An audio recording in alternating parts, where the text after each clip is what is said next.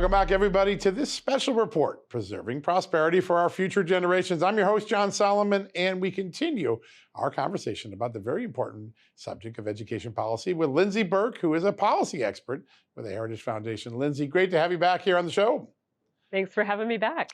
You have this remarkable history with making education better. 2 years ago, you were tapped by Virginia Governor Glenn Youngkin to serve on the Board of Visitors for George Mason University due to your steadfast leadership and support on his transition team. Tell us a little bit about Virginia and how it's become a model for the rest of the country. Well, you're right. I mean, Virginia really had become almost an epicenter for parental empowerment. Parents we saw across the country were engaged in what school boards were doing with local schools. But in Virginia, we really saw that engagement had gone to a new level. We saw parents showing up at school boards, rightly demanding that they were transparent around not only what schools were doing day to day, but around content that schools were using as well, about the textbooks, the teacher trainings, the curricula, everything in between.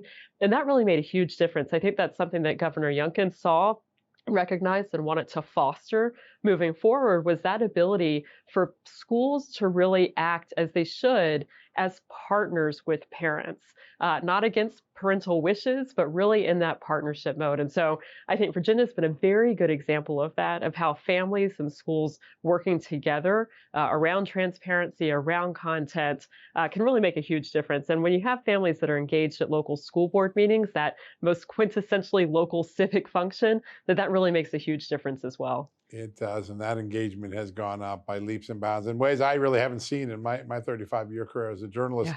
I want to ask him, we hear the term education freedom, and it sounds really great. For the average person trying to, what does it really mean, and how does it ultimately restore faith in the education system when you're a parent? Right. Well, education freedom, I think at its essence, means accountability to parents for what schools are teaching their children, accountability for academic outcomes, for school safety, and I think most importantly, accountability around values alignment. Are schools teaching children content, curricula that is aligned broadly with community values, with parental values? Again, schools really need to be partners with parents when it comes to educating children. And parents, of course, are their children's first and foremost educators. And so working in conjunction with them, this is what education freedom is about. It means funding children directly, funding families directly, so that they can choose learning environments that actually reflect their family's values. And yes, of course, it means access to quality academic outcomes. It means access to schools that are graduating high numbers of students. It means access to safe learning environments. But I think most of all, and we saw this again in Virginia around those school board meetings, it means being able to choose a school that reflects your values. And this is why we're seeing school choice do as well. It is as it has done over the past 2 months in particular. Yeah. It's because families are seeing this now, education freedom, as a way to make sure that schools are reflecting their values that they hold deeply. Yeah, such a novel idea, and it's growing in popularity. It's funny, it's so common sense, but it took a long time. I started covering school choice back in the 80s, Tommy Thompson, combined with a Democratic assemblywoman from Milwaukee, Polly Williams, and they started the first school choice pilot. Today, it has become so much more advanced and so much more empowering to parents and students. Last week, Governor Sarah Huckabee Sanders made Arkansas the 5th state to adopt universal ESA school choice and parental rights legislation. How big a moment is Arkansas jumping into the fray? This is huge. Arkansas is now a leader on education freedom. And you're right to point out that freedom encompasses more than just school choice. School choice is the critical component to make sure parents can hold schools accountable. But what Arkansas did is they said, Governor Sanders said, it's more. It's that, of course, but it's also transparency around school content, putting parents in the driver's seat around what public schools are teaching as well. But yes, Arkansas has now become the 5th state with what will ultimately be a completely universal education choice program. Over the next 3 years, every single child in that state, if they want, will be able to exercise school choice, education freedom. So they follow Iowa in Utah just this year Yeah. of enacting completely universal education freedom options, school choice options, and then follow on the heels of West Virginia and Arizona as well. So it's really monumental to see moving from these targeted, worthwhile certainly, but targeted and smaller school choice options to completely universally available education choice for every single child in a state. It is a game changer, and there are so many components of it. And for a long time, there's been a cookie cutter, right? You go to grammar school, high school, college, but now one of the opportunity that the expansion of school choice is to allow these ESA vouchers to go to things like trade school programs. We're Yeah. giving students and parents a lot more options to very successful careers in the future. How big a component is this in the states that are now moving forward with the universal school choice? Right. And this has been what has been referred to as a critical refinement of that original Milton Friedman idea of a school voucher. What an education savings account does is it provides families the funding that would have been spent on their child in the public school directly into an account that those families control. And then at that point, they can use it for any education related service or product or provider. So if they want to attend private school and use it for tuition, they can do that.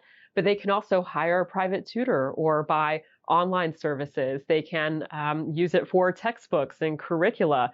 If their child needs special education services and therapies, they can do that as well. You can also roll over unused funds year to year.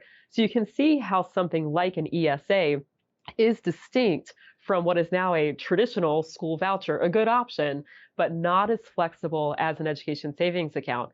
And so that's part of the reason why we're seeing as states start to adopt school choice, which really now has to be referred to as education choice, that they are leaning toward education savings accounts because they are so flexible and allow you to craft a completely customized education experience for your child. Yeah, so important.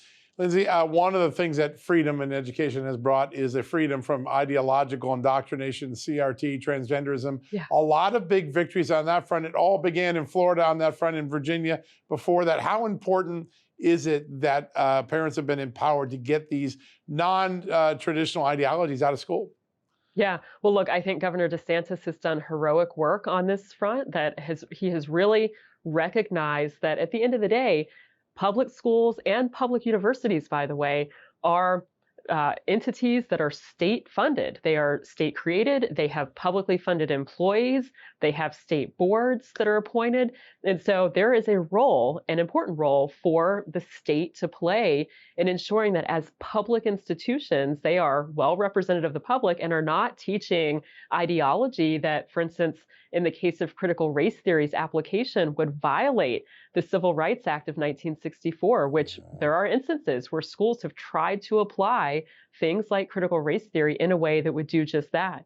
And so I think Governor DeSantis, really done a good job at recognizing that fact that these are public institutions, and therefore there is a role for the state of Florida and every other state to play in making important decisions about the content that is available to schools and in school libraries, making sure that it is not pornographic, for instance.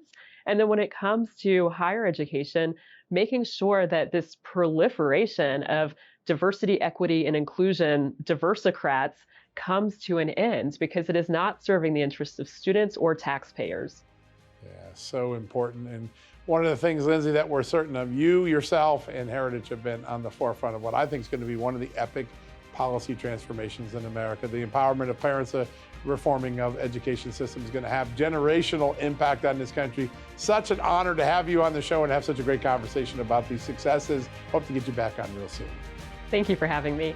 All right, folks, we're going to take a quick commercial break. When we come back, the grassroots director for our sponsor tonight, Heritage Action for America, will be joining us. Janae Strachey, right after these messages.